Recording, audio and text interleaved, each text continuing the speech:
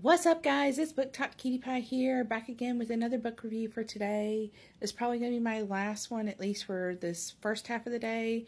But this one is for Midnight Inferno by Saam King, who is an indie author on here. And her book is part of a series. I believe there's 6 or 7 books in the series right now. And this was my first read by Saam.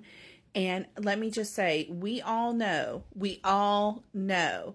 that my tippity top favorite genre of romance is paranormal, especially when it's shifters. We all know. Now, before I get into the details, okay, which we all know my reviews are spoiler free, but before I get into any of the vague details, let me just tell you, if the MMC and the FMC had that enemies to lovers vibes that I normally, it's like an instant for me, this would have been a 5-star read. As it was, this was a strong 4 to 4.5 for me, sincerely. It was a very good book. So Damon and Celine are our MMC and FMC. Damon is the alpha, okay? And that's all I'm really going to say. And he's a businessman.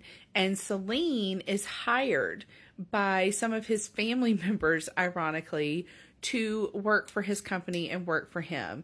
And that is when he realizes, hint, hint, fated mates. We know that's one of my favorites. That's when he realizes Celine is his, okay? Now, Celine, I liked her, and I loved seeing her growth in this book. But in the beginning of the book, she was so dainty, weak-willed, almost spineless. Like, it was like she had not seen enough of the world. So her growth and her character development in this book was tremendous, and I'm so proud for it. The quote-unquote hidden enemy that apparently is not just in this book but follows the plot line throughout the series is definitely done well. It keeps you guessing, and I love that in an enemy.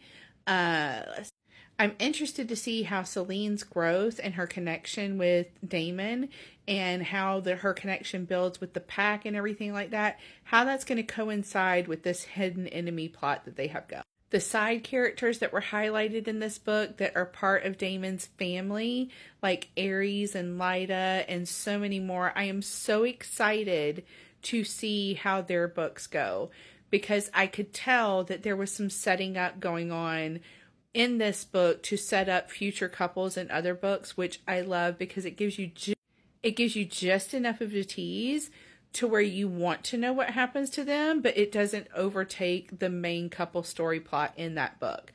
So truthfully enjoyed this book. Definite, I'm going to say 4.5-star read. It would have been that 5-star had it been true enemies to lovers. It would have been there. And I'm going to say the spice was spicing, but it did not overtake the plot of the book, which I love. So I'm going to give it a solid 3 chili peppers on that spice level. And so excited for the next book, which involves Aries. He is such a character, and I'm really looking forward to his story. Great first book. Thank you so much. I'm looking forward to more. Bye.